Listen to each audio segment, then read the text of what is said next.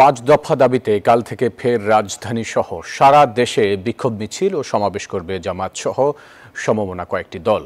রবিবার সকালে প্রেস ক্লাবে সংবাদ সম্মেলনে এই ঘোষণা দেন খেলাফত মজলিসের মহাসচিব আহমেদ আব্দুল কাদের। জানান, পাঁচ দফা দাবিতে কাল রাজধানী, 25 অক্টোবর বিভাগীয় শহর এবং 27 অক্টোবর জেলা শহরে বিক্ষোভ মিছিল ও সমাবেশ হবে।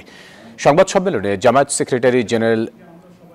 সেক্রেটারি জেনারেল মিয়া গোলাম পরোয়ার বলেন, শুধুমাত্র যেসব বিষয়ে রাজনৈতিক দলগুলো ঐকমত্যে পৌঁছতে পেরেছে তার ভিত্তিতে জুলাই সনদে স্বাক্ষর করা হয়েছে।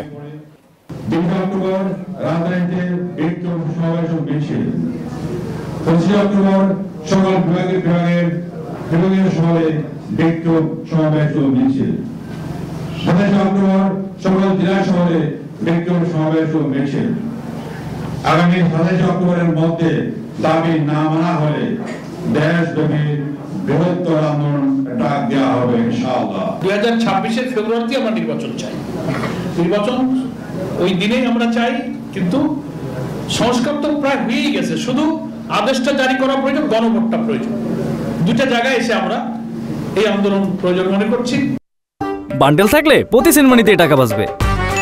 বিকাশ সেনমানি বান্ডেল কিনে জিতুন প্রতি লেনদেনে।